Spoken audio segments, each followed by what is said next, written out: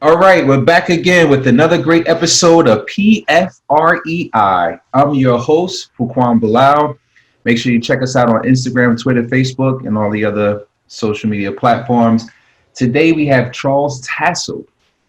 Did I say that right, Charles? You did. All Thank right, you. great. All right, so today we got a great show for you guys. Charles is actually the COO at National RIA.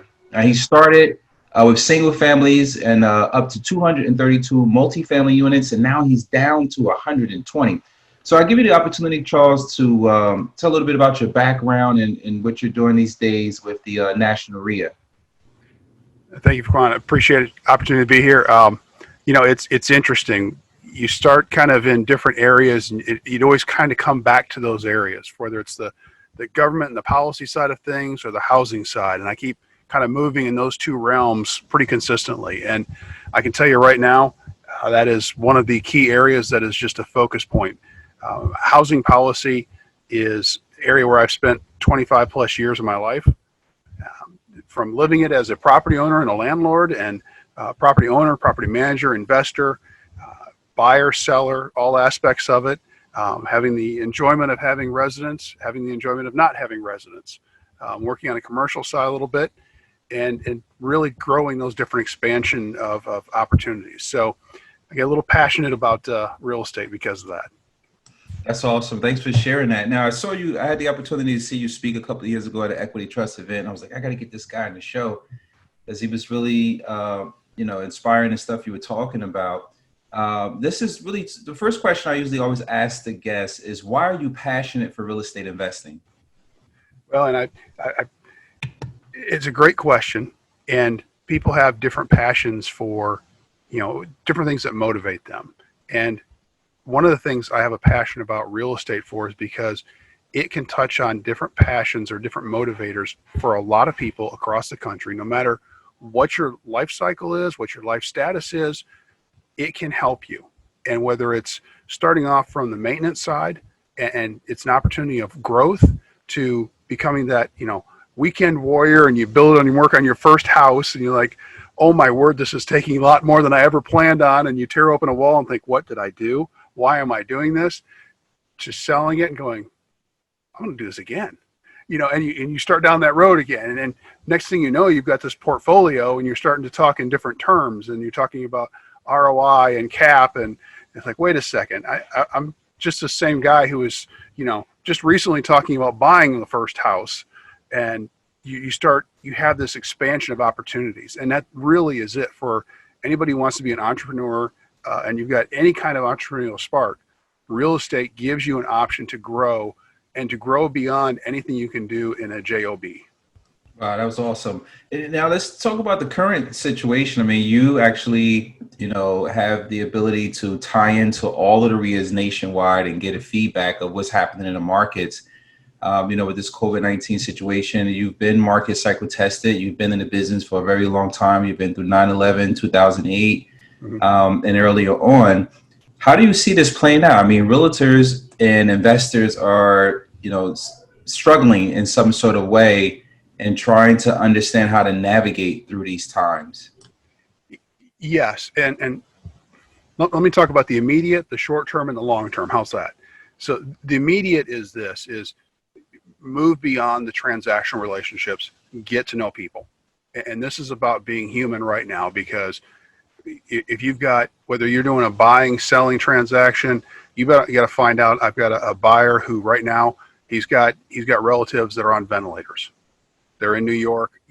This is touch or go, and it's like, do we do extension? Yeah, we'll do the extension. What do we need to do? Let's get you through this, and then we'll come back together and work this out. Um, I've got residents. I've got seniors who it's like the first thing we were doing, making sure that we had cleaning materials to make sure that they're safe and healthy. Those are the things you work on in immediate, and really trying to figure out what it takes to get through this process. And then you come to kind of that short-term process, or short-term step of, okay, now we're maybe, hoping to see some coming out during May and lifting up of the economy and people getting back to work. And what does that look like? And okay, who is getting shaken out of this? Who is over leveraged? Who's going to be damaged by this? And is this something that financially I can say, okay, hey, somebody got over leveraged, I might be able to invest in a property and gain some ownership and some things like that. There's opportunities like that as well. And then longer term, is this the setback that our economy needed in one sense to kind of reset? Because we talked about, 7, 8, 9 year growth period, even from slow growth to fast growth, however you want to talk about it. Usually there's a setback at some point or a reset. Okay, we've had that, I believe. So now what do we do? And we've cooled the jets on some of those hot markets. So whether it's a Denver market, a Phoenix market, LA. Okay, so has it cooled enough? And I don't know if you noticed, just earlier this week, I heard a report over the last 2 weeks, new mortgages and new housings purchases have started to go up. And I have to think part of that is kind of the same thing if you've been to a Home Depot or something while this has been going on. People may be locked in their homes, but they're now going, okay, I got all these jobs I want to get done. And the question is, are they getting the job done so they can live there, or are they getting the job done so they can move out and go someplace else? And I think it's a little bit of both. And people are going to be, yeah, I got my honey-do list. We got to get done while we're on our lockdown. But the other side to it is you start bumping into each other enough and go, we need someplace else. I'm tired of this place. I need to go someplace else, which is going to be, for the realtor side of the business, that's going to be a lot of traffic and people looking around and ready to expand or move, change what they've got. But that also means that single family market, that kind of under 200,000-300,000, depending on where you're at, that market is going to stay hot. And if you're doing rehabs and you're in that market, you've had a couple months here to, go in and get your work done, because you're an essential worker. You get to go in and do the work, and you get to work, from social distancing, but you get the opportunity to get this work done.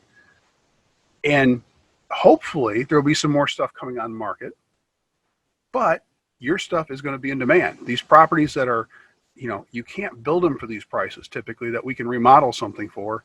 So all those investors doing these flips, again, don't get outrageous with them, but if you're staying in a budget, you're going to have those first-time buyers coming in, and they're going to buy, and there's going to be a demand for this. Yeah, I'm seeing that in the, like you mentioned, the lower end, lower value actually properties, 200,000 and less. In the Ohio market and those other types of markets, they're really, really doing well. Anybody who's working on a high end flip is pretty much getting crushed right now. So, that's really the reality of it. There's people who are in the multifamily sector who is filling in also, because a lot of those tenants want to move now into maybe a single family, renting a single family instead of renting an apartment. People in the retail commercial space, they're getting crushed also, the restaurants and everything else. So let's talk about that a little bit. From your experience in the business, what do you see? I mean, I've never experienced anything like this. It's like a 9/11 and 2008 together. Black Swan event is, basically what it's known for. And it's just no way to say, okay, here's the crystal ball. This is where we're going to end up at. There's a lot of political stuff going on. They're talking about free rents, don't pay the landlords. Like, okay, now what is the landlord going to do? Like, is the government going to give us money? Like, is there a package for us for tenants not paying rent? Let's talk about that a little bit. I was actually just doing an interview, Wall Street Journal, and I had another article, another little magazine, and they were asking this question about rent strike. And I made the comment, I said, a rent strike is, and the idea was, well, if we do a rent strike, then maybe we can actually start moving to getting landlords and residents working together. I said, that's economically naive, first of all. You can't just make the money disappear and make one link out of a financial chain disappear and expect the chain to function. All that you're going to do is actually make this link break, which means that the next link up, which means the mortgagee has to get paid, the insurance doesn't get paid, the utilities don't get paid. Oh, and by the way, those essential workers that we all talk about, they're called maintenance men. They don't get paid. The leasing person doesn't get paid. They're essential. So not paying rent or doing a rent strike is actually not paying essential workers. I mean, let's start with that as an understanding. But then what happens is you're talking about taking it, I think you're exactly right, is to talk about 2008. Because if we start seeing mortgage defaults go up, mortgage deficiencies to start, and then defaults. Now we start talking about a black swan event that changes us into a literal catastrophic financial crisis. And that is what we have to avoid. So I think there's a lot of funds out there. There's a fund I just heard of yesterday that loaded up literally a couple $1 billion within weeks, which would normally take months to build, to come in to buy some of those depressed or some housing, or whether it's commercial, retail. And let's face it, retail is probably going to take it on the chin worse than anybody, because, okay, yeah, we used Amazon before. Now it's, hey, anybody who will ship to me, congratulations, you are my new best friend. And yes, I'm going to go out and do things, but I don't have to go shopping to do some of these. And yeah. So there's going to be some of that. And retail was overbuilt in the first place. So careful what you do with retail unless you can reposition it. But the other side is, if you've got some commercial space, if you're looking at, there's a whole defense act out there talking about bringing back specific kinds of national security industries. Well, I think that discussion is going to get a lot broader, because now we're talking about masks and gowns and all these things that are becoming national security hubs. That's a lot of industry that's going to come back, and they're going to have to build somewhere. And is it going to be a new build out someplace where there's no workers, or are they going to build someplace where there are workers and they can actually maybe renovate a factory or renovate some other structure that's sitting there? So there's some interesting opportunities coming up. Yeah, what do you see as far as on a national level? Most of the REITs, how are they reacting to this? Are they setting up virtual now? Still giving information, to the association and still adding value down the line? And then how do you see that going out? Because now, a lot of people used to do webinars and meetups and everything else, but the REITs give you the opportunity to press the flesh, connect with people, make, real deals. What's happening with that market? Because it's nobody's meeting now. And it's like, I've seen a couple guys post like webinars and stuff like that.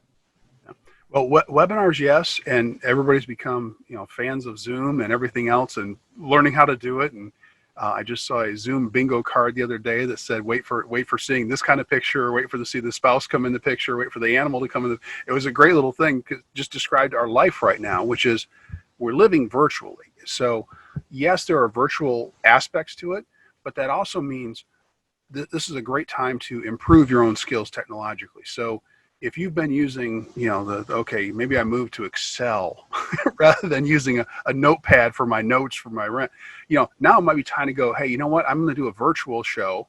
Here's my 360 virtual of my units that I'm going to show, or my rehab that I just did. Here's what it looks like. So somebody who's sitting in their home or their little apartment and they're all cooped up and they go, I want that. I want more space. I want to go there.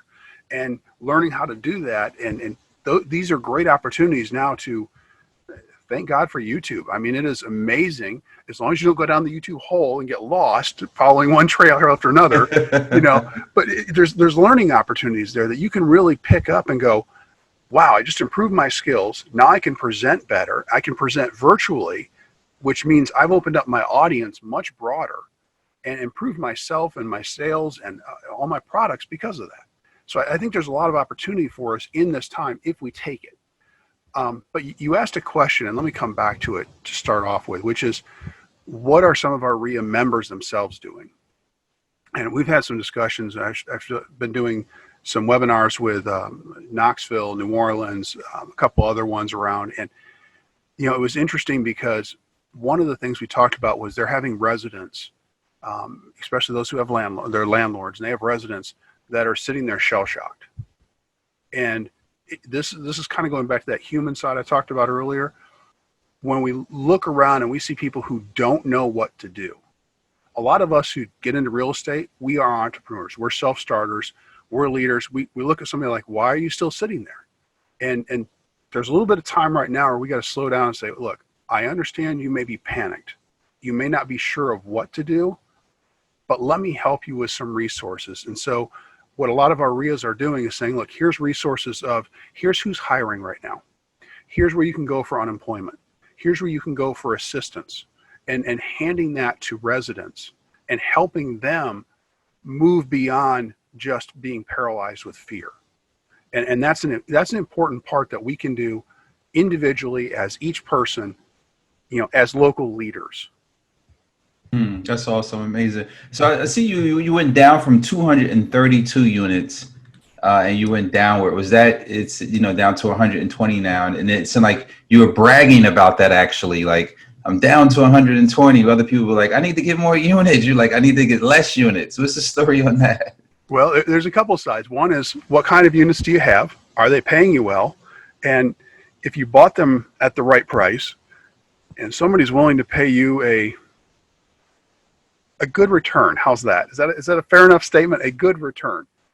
Take the return and get ready. I kind of go back to a statement, a little gentleman, poor guy, I think, Warren Buffett, I think it was, made a comment about, buy when everybody else is selling, sell when everybody else is buying. Well, when I've got people knocking on my door, sending me 3 to 5 letters a day on each property, I'm starting to go, everybody's buying right now. And yes, I may have to sit for a little while with my cash, but man, that property I closed on March 9th, oh man, am I a happy camper right now, because I've got a lot of cash going into this next little wave here to figure out what I want to do. So those are great opportunities if we take them. And that means looking at the market and saying, okay, yeah, it might be a little difficult for me to forecast on March 9th what my future is going to be as far as where can I reposition this cash to get the same return I was getting. But I need to make sure I've got some cash, especially as you're coming up into what you think might be a bubble. And I think across the country, there's not a housing bubble, but I think certain markets have some bubbles, or at least had some bubbles. And I think some of that's going to deflate. Now, depending on whether we have some structural crisis going forward, is whether or not that will actually really deflate, or if it will just start to retake back off. So time's going to tell on that probably in the next 6 to 10 weeks here. Yeah, I mean it's interesting. It's everybody. The word now that for me is patience, right? Just watching to see where the market is going. Everybody like, oh, the opportunity is right, and just like we talked about earlier, I feel as though in the lower value areas, the opportunity is right, because that's a hot market, right? That's the affordable product. Right. But for me, it's just patience, because, I believe into Q3, somewhere around Q4, all of those mom and pop sellers who did not make it through the gap, those are going to be guys that's going to be looking for liquidity. And it's going to be, I mean, I don't have a crystal ball, but I feel like it's going to be an abundance of product on the market. I'm already seeing properties come back to the market. The stuff, the wholesaler is locked down and tied in a contract, and people couldn't get financing. Now it's popping back up on the market. Right. Left and right. I have reports coming to me because I'm a licensed realtor also, and I have the alert set to send me every day. And I'm like, oh, I lost the bill on that property. It was back on the market. Oh, it's 10,000 less. Oh, no, I'm not going to buy it now. It could be another 10% in another few weeks. So this is having that patience. It's like you're in a candy store. All this opportunity is popping up. Yeah. So let's talk about that a little bit. For opportunities, I mean, you market cycle tested. You've been in different market cycles. When do you think is going to be the best time to really start to look at opportunities and deploy some capital that you may have, some liquidity that you may have at the moment? So how long should people wait? I'm going to say, well, you mentioned patience. I think it's more of a steadiness, if I can, because whether it's the media or whoever, it's up and down and up and down. I have people call me, is this going to happen? Is it, and I'm a local elected official, so I have constituents that are concerned. I have an elderly lady and her husband across the road. They're very concerned. And they're like, I'm not sure we're going out. And it's like, look, we'll pick up groceries for you. We'll take care of that. Just hang tight. Let's get through this part of it. And I think keeping your eyes open right now is critical. We just went and looked at a property. What was it? Sunday morning. Slid in there before church. How's that? Church is virtual, so it made it easy. I didn't have to get dressed up afterward, So slid in, looked at a property, and it was bad. And this is one that, if you were in the pre-March time frame, you might have said, okay, can I really make this one work? We turned our nose up and walked past it. And the idea is, I think there's going to be more coming, and I'm going to sit tight for a little while and see what comes. But if the deal makes sense, I'm going to move on it. Okay? If it's profitable for me, I'm going to move on it. I'm not going to say, well, I can bet I can sit back and wait for another 10% to drop off, because I know there's also a lot of money. And let's kind of talk about that federal, national level. There are literally trillions of dollars being shoved into our economy right now. So there's going to be money coming in. If I know I've got an exit strategy for that property, I'm going to pull the trigger on it, because I'm going to make sure I'm getting in and moving forward. Yeah, the only thing is though the uncertainty of the value. Like, you really have to add some risk adjustments in there. I mean, I'm now looking at stuff that if I can get at 25% off of today's value, for me, then I know 6 months from now, who knows if the market drops 10, 15%, I'm okay, because that's the way I priced it. So, I've been reaching out to my lead generators and saying, hey, guys, this is my buy box now. It's changed to this. It's risk adjusted.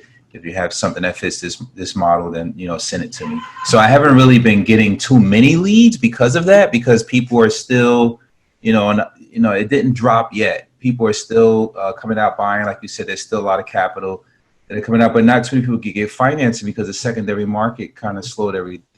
So you have to have private lending or be a cash buyer in order to navigate through these times down. Right. Well, and I think that's a key piece is, do you have cash? Cash is king. And if you have it, and whether it's an SBA 7A loan or something else, there are a lot of people sitting on cash. They're saying, they're looking to us who have our finger on the pulse going, is this a good time? Is this a good time? How about now? And part of it is, and you made an interesting point. You said, did the price or the value come down yet? And I halfway think that the part of the reason you haven't seen the drop in the value is because you haven't seen the market actually starting to really move. Everybody being still isolated and locked down, things aren't moving so much. Things are moving very slowly. There's some, little buds here and there starting to pop up, but things are going so slowly right now that I don't think you're going to see the real washout for probably another 3 to 6 weeks on that side of it. As the economy starts to open up, more businesses start to occur, people can move around. Then I think you start to see that washout that you're talking about, where you see some drops in values. That's awesome, man. I really appreciate you coming on the show, Charles. This is it's been a pleasure speaking with you. And you guys should participate in your local real estate investor association. And I want to give you the opportunity to give your website and where people get in contact with you, and final words of wisdom. Anything you can tell people who are looking to get into real estate, or people who are involved in with an association and maybe thinking about leaving. I think it's important to have that network. So, whatever. I understand. I appreciate it, Faquan. Thank you very much. And this is, at National REIA. It's nationalrea.org is our website. And anywhere across the country, you can go to our website, find a local real estate investor association, and get plugged in. Kind of as you mentioned earlier about, pressing the flesh, getting to meet folks. It really is about building your team, and knowing where you bring value to that team and helping put that team together can really build value for your long-term wealth growth. And I don't mean just money, I mean wealth. And wealth is more than just the dollar amounts, because you'll be a better person for it, and you're going to be a better professional, a better citizen, and you're going to have the benefits of being able to go to, as we just talked about, being very human, to reach out to somebody and say, hey, I know you're hurting right now. I can help you on that. And helping them may mean you can help them get out of a property. You can help them just sit down next to them as they're tired or lonely or whatever, but you're going to have those options. And that's one of the things that wealth builds you, and real estate is one of the best ways to do that. That's awesome. Well said. Well said. It's another great episode of PFREI. I'm your host, Fuquan Bilal, here today with Charles Tassell. Oh man, this is a great episode. I appreciate you coming on and sharing your words of wisdom, man. Thanks, man. Appreciate you. I have a great day.